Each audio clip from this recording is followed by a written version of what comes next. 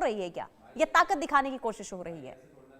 देखिए, पुनीता जी, मुनीर को chief of defence forces बना के बहुत शक्तिशाली कर दिया है। पाकिस्तान की लगभग 7 लाख के करीब तो सेना है, और उसके अलावा जो दूसरे पैरामिलिट्री वगैरह हैं वो भी इनके अंडर में ले आए हैं कि इंटीग्रेटेड फोर्स के रूप में बनाया है। इसके अलावा एक उन्होंने रॉकेट फोर्स कमांड भी गठित किया है, उसका भी यही इन्हीं के लीडरशिप में होगी। तो मुनीर इस समय ऑल पावरफुल पाकिस्तान में हो गए हैं। एक तो ये है। दूसरा ये है कि जो अपनी सेना का उत्साहवर्धन करता है, और देखिए अपनी सेना का हर सेना का कमांडर होता है, उत्साहवर्धन करता है, लेकिन वो भारत केंद्रित है। और भारत केंद्रित इसलिए है कि अगर भारत केंद्रित नहीं होगा, भारत से पाकिस्तान के जो हुक्मरान हैं या पाकिस्तान की सेना है दुश्मनी का दृष्टिकोण नहीं रखेंगे, तो पाकिस्तान का अस्तित्व खतरे में पड़ जाएगा। पाकिस्तान की स्वयं की इतनी प्रॉब्लम है, तो वो भारत को डेमोनाइज करके ये दिखाना चाहता है कि भारत हमें हड़पना चाहता है या भारत हमें हराना चाहता है, भारत के हमारे दुश्मनी है। तो वो ये मान के चलते हैं कि पाकिस्तान के राष्ट्रवाद का जो स्रोत है वो भारत का विरोध करना ही है। अगर भारत से दोस्ती की तो पाकिस्तान का सर्वाइवल खत्म हो जाएगा। तो एक एग्जिस्टेंशियल प्रॉब्लम मानते हैं। अभी जो उन्होंने कहा है, उससे पहले देखिए पहलगाम हुआ, उसके हफ्ते भर पहले उन्होंने कहा था कि कश्मीर तो हमारा जगलर वेन है पाकिस्तान का। उसके बाद उन्होंने कई बार पाकिस्तान की सेनाओं के एकेडमी वगैरह में एड्रेस किया, तो ये कहा कि कश्मीर हमारा कोर इश्यू है, हम कश्मीर पाकिस्तान का पार्ट है। बहुत सी बार ये कह रहे हैं।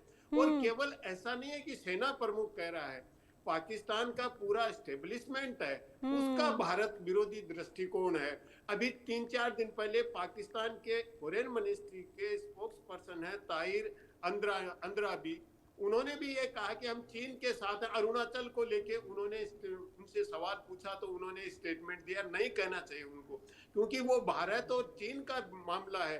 तो उन्होंने कहा हम चीन के साथ हैं। तो ऐसी पाकिस्तान का दृष्टिकोण है। तो पाकिस्तान के जितने वो रूलिंग एलिट है, चाहे मिलिट्री हो चाहे हुक्मरान हो, उनके सर्वाइवल का के स्ट्रेटेजी है कि भारत को एक दुश्मन के रूप में प्रोजेक्ट किया जाए। तो ये तो कोई अस्वाभाविक नहीं है।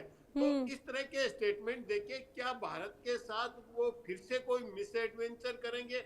मुझे नहीं लगता कि वो तत्काल कोई मिस एडवेंचर करेंगे, लेकिन जो आतंकवादी गतियां हैं, प्रोक्सी वार की स्ट्रेटेजी है, उसको वो निश्चित रूप से इंटेंसिफाई करेंगे मुनीर, अपने फोर्स के हिसाब से भी, और पाकिस्तान का जो सिविल एडमिनिस्ट्रेशन है वो भी इनकी मदद करेगा। और सिविल एडमिनिस्ट्रेशन के साथ साथ जो जिहादी है, जो एक्सट्रीमिस्ट एलिमेंट है, उनका तो मिलिट्री का पहले से ही देखिए, दहशतगर्दी और वर्दी दोनों का जो गठबंधन है वो तो पहले से है। लेकिन एक प्रजातांत्रिक सरकार होती है तो हम ये मान के चलते हैं कि वो शांति की बात करेगी, वो भारत के साथ अच्छे रिश्ते बनाएगी। और जब भी बनाने का प्रयास किया है, जब भी वो मीनिंगफुल डायलॉग पाकिस्तान के साथ भारत का शुरू हुआ है, कहीं न कहीं कोई न कोई ऐसी घटना की है, चाहे वो पहले कंपोजिट डायलॉग हो, चाहे वो लाहौर स्पिरिट हो, जब भी कुछ हुआ है तो उसको डिरेल करने के लिए पाकिस्तानी सेना और दहशतगर्दी वर्दी और दहशतगर्दी ने कोई न कोई ऐसा कारनामा किया है कि जो बातचीत की प्रक्रिया है, शांति की प्रक्रिया है, वो डिरेल हो जाए, वो नहीं हो।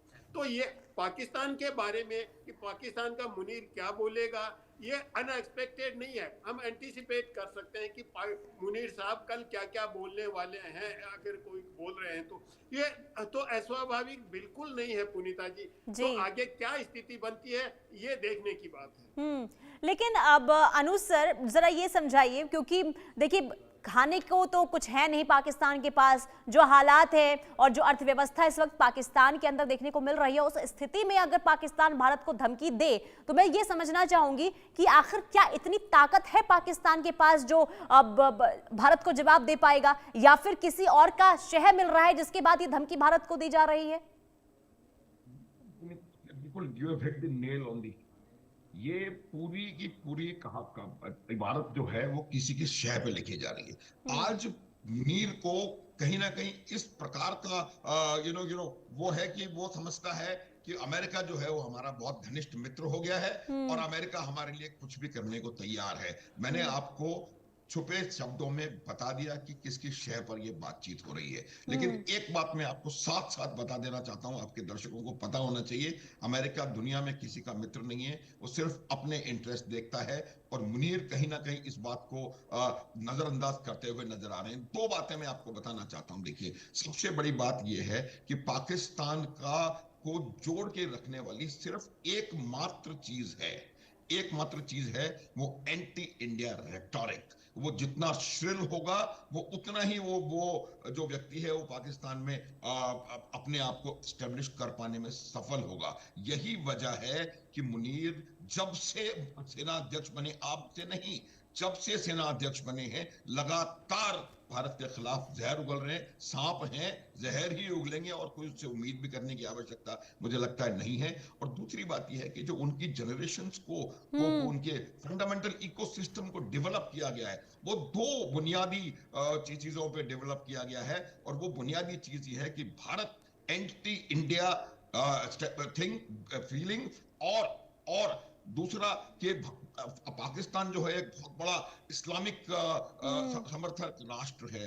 तो चार सब बातें पाकिस्तान के लोगों को भी पता होनी चाहिए। जितना नुकसान पाकिस्तान ने मुसलमानों का किया है, चाहे वो बांग्लादेश के 40 लाख मुसलमानों की हत्या हो, या फिर जॉर्डन में 27,000 फलिस्तीनियों के मर्डर हो, या फिर खैबर पख्तूनख्वा में अपने खुद के मुसलमानों के प्रति एयर में F-16 और हेलीकॉप्टर गनशिप्स का इस्तेमाल हो, या बलूचिस्तान में तो ये तमाम पाकिस्तान जो है वो मुसलमानों का सबसे बड़ा घातक दुश्मन पाकिस्तान मेरे हिसाब से है। ये बात उनको समझने की जरूरत है। अब जहां तक प्रश्न मुनीर का है, मुनीर जो है एक बहुत ही ज्यादा, मेरे को लगता है कि बहुत डरे हुए, क्योंकि वो बात हमको समझने की आवश्यकता है कि जितनी फील्ड्स की वो बात कर रहे हैं वो सब में वो पिटाई खा चुके हैं। और इस वजह से उनको ये लगता है, अमेरिका का इंटरेस्ट है कि अमेरिका पाकिस्तान की ओर देख रहा है दो चीजों के लिए।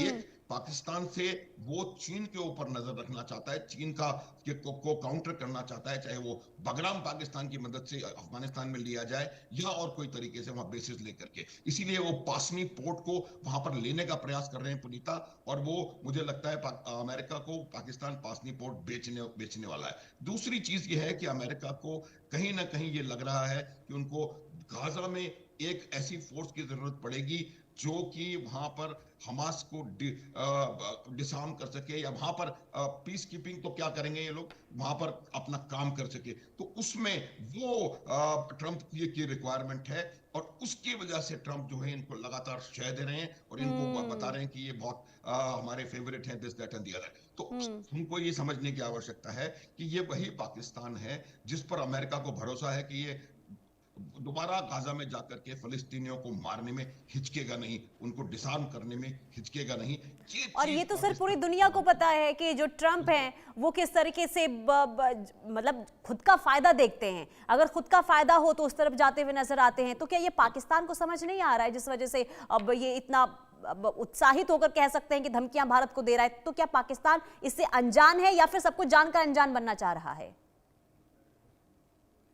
मेरे लिए प्रश्न है, देखिए, पाकिस्तान की जो सबसे बड़ी रिक्वायरमेंट है, आज पाकिस्तान की बहुत बड़ी समस्या मैं बताता हूं, वो ये है उनकी अर्थव्यवस्था पूरी तरह से चरमराई हुई है। ये हमको समझने की जरूरत है कि इकोनॉमिक बेल आउट कब दिया जाता है।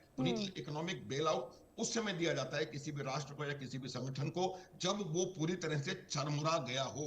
ये एड नहीं है, ये लोन नहीं है, ये इकोनॉमिक बेल आउट है कि आपको एक समस्या से बाहर निकाला है, क्राइसिस सिचुएशन से बाहर निकाला गया है। और पाकिस्तान को 25वां इकोनॉमिक बेल आउट मिला है। तो पाकिस्तान को इस बात का पूरा ख्याल है कि उनकी अर्थव्यवस्था, उनकी आर्थिक स्थिति बहुत ज्यादा खराब है, और वो आर्थिक स्थिति सुधारने के लिए एकमात्र उनके पास जो वो है, वो पाकिस्तान को अमेरिका की गुलामी करना is the only way out. Pakistan इस बात को जानता है, इसलिए पाकिस्तान अमेरिका को अपने आप को अमेरिका की पूरी तरह से कब्जे में होता हुआ जाता हुआ नजर आ रहा है। हमेशा से ये पाकिस्तान को 3 चीजों ने रूल किया है। आप देख ले, 4 बार डायरेक्ट मिलिट्री रूल हो चुका है, 3 बार कॉन्स्टिट्यूशन सस्पेंड हो चुका है। पाकिस्तान AAA से गवर्न होता है, अल्लाह, अमेरिका और आर्मी, अल्लाह अमेरिका आर्मी पाकिस्तान को गवर्न कर रही है। और यही वजह है कि पाकिस्तान के 24 प्रधानमंत्री हुए, एक ने भी अपना टेन्योर पूरा नहीं किया। जिस प्रधानमंत्री ने आर्मी चीफ को आउट ऑफ टर्न जाकर के प्रमोशन दिया, चाहे वो भुट्टो ने जियाउल हक को दिया हो या परवेज मुशर्रफ को दिया हो, या ये उन तमाम ने कहीं ना कहीं जाके तख्ता पलट किया है। और आज पाकिस्तान को तख्ता पलट की भी जरूरत नहीं है, क्योंकि असीम मुनीर ने अपने आप को संवैधानिक तौर पे इतना शक्तिशाली बना लिया है। और यही वजह भी हो सकती है ना कि सर जब अपना प्रभावशाली खुद को मानने लगे हैं तो सबसे पहले आके धमकी भारत को ही दी गई है। लेकिन करोरी सर, मैं ये आपसे समझूंगी, जो धमकियां दी गई है भारत को, क्या ये पाकिस्तान को पता है कि उसकी विश्वसनीयता कितनी है, कितनी टिकाऊ उसकी ये धमकियां हैं? किस तरीके से आप इसे समझ रहे हैं सर? देखिए, स्वयं मुनीर के लिए भी एक एग्जिस्टेंशियल क्राइसिस है बनने के बाद भी, क्योंकि पाकिस्तान के आंतरिक हालात देखें। देखिए, हमें तो पाकिस्तान से को इतना कमजोर नहीं माना, हमारी अदावत है तो कभी भी दुश्मन को कमजोर नहीं मानना चाहिए अगर अदावत है तो। लेकिन स्वयं पाकिस्तान के जो आंतरिक हालात हैं उसको देखते हुए मुनीर के लिए भी खतरा है। अगर कोई प्रजातांत्रिक शासन व्यवस्था मजबूत होती है तो मुनीर के अस्तित्व खतरे में पड़ सकता है। वो इसलिए पड़ सकता है, अगर मैं अनुज जी की तरह से कहूं तो तीन ए नहीं 3 एम भी हैं, मुल्ला, मिलिट्री और मिलिटेंट, वो भी गवर्न करते हैं। खैर वो तो अलग बात है। लेकिन जो तहरीके इंसाफ पार्टी है इमरान खान की, उसका पॉलिटिकल बेस बहुत है और पिछले चुनाव में ठीक है सर, माफी के साथ मैं यहाँ पर रोकना चाहूंगी, समय अब आगे की इजाजत नहीं दे रहा है। बहुत शुक्रिया आप दोनों का इस चर्चा में जुड़ने के लिए। कुल मिलाकर देखिए, जो धमकियां दी गई